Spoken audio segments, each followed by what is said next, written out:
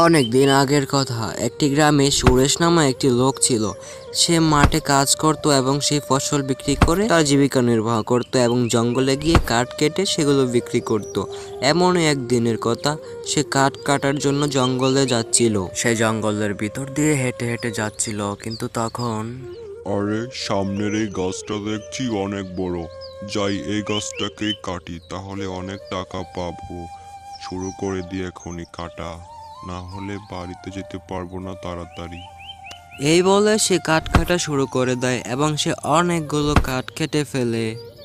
সে ছিল খুবই গরিব, এগুলো বিক্রি করে তার দিন চলতো। তারপর কাঠ কাটা হয়ে যায় এবং সে বাজারে যাওয়ার জন্য জঙ্গলের রাস্তা ধরে যেতে থাকে।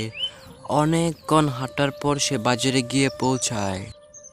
বাবা সুরেশ, তোর কাঠগুলো আমাকে দিয়ে দে, 5 টাকা দিবানি। তোর কাছ থেকে তো প্রতিদিন কাঠ নেই আমি। ঠিক আছে রামু ভাই, তুমি তো চেনা পরিচিত মানুষ, আর কি করব। ঠিক আছে, 5 টাকাই দাও। ওকে বন্ধুরা, আজকের মতো এই পর্যন্তই। নেক্সট পার্ট দেখার জন্য চ্যানেলটি সাবস্ক্রাইব করে পাশেই থাকো। দেখা হচ্ছে পরের গল্পে।